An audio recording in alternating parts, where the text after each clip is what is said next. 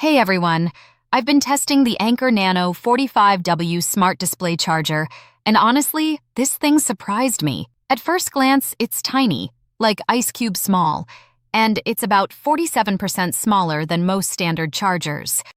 But don't let the size fool you. It still pushes up to 45 watts, which is enough to fast charge an iPhone, an iPad, and even handle lightweight laptops like a MacBook Air. What makes it stand out is that little smart display on the front.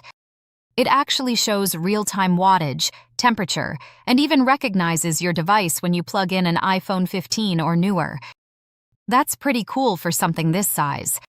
There's also a care mode you can double tap on, which slows charging slightly to reduce heat and protect your battery, perfect for overnight charging.